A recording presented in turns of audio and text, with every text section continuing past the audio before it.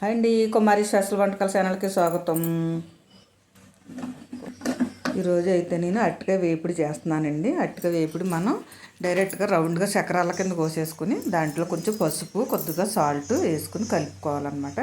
కలుపుకుని ఒక 5 నిమిషాలు అలా పక్కన పెట్టుకుంటే మనకి చక్కగా దాని అండా పడుతుంది అన్నమాట.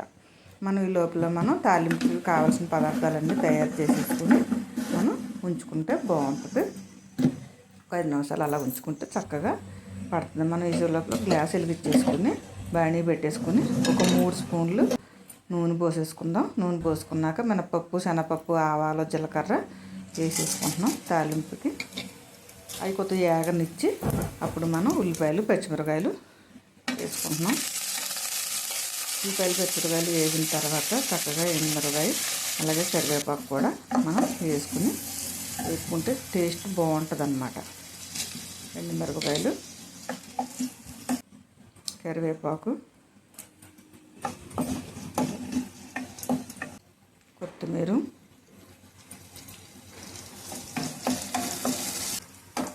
ఇప్పుడు మనం ముక్కలు కలిపేసి పక్కన పెట్టుకున్నాం కదా. పసుపు, ఉప్పు వేసేసుకుని, ఎందుకంటే పసుపు ఉప్పు వేసుకుంటే జిగుమానం రావన్నమాట. చక్కగా దాంతో మనం మగ్గిపోతే చాలా బాగుంటుంది అన్నమాట. చారులోకి కానీ పప్పు చారులోకి కానీ మనకి చాలా బాగుంటాయి అన్నమాట. అలాగా మనం డైరెక్ట్గా కూడా చక్కగా బౌల్ వేసుకుని తినడానికి కూడా బాగుంటుంది. ఇప్పుడు కొంచెం కదిపి అటు ఇటు మెత్తి పెట్టాం కదా, మళ్ళీ ఒక 2 నిమిషాలు ఉంచుతాం. ఎందుకంటే కొంచెం అటు ఇటు కదుపుతూ ఉండాలి, కింద లేకపోతే జిగుమానం పెట్టేస్తుంటుంది అనమాట. మళ్ళీ ఇప్పుడు కొంచెం కారం,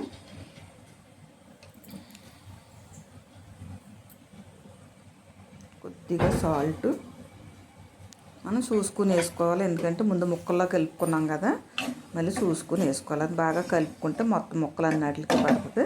మళ్ళీ ఇప్పుడు ఒక 2 నిమిషాలు మూత పెట్టేసి ఉంచేద్దాం.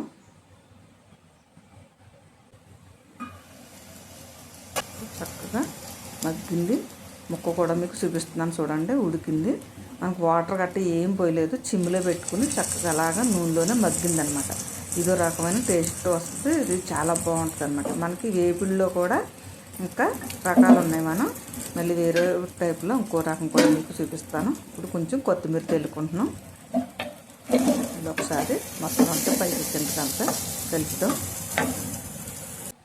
ఇప్పుడు అదిగో చూసారా, రెడీ అయిపోయింది.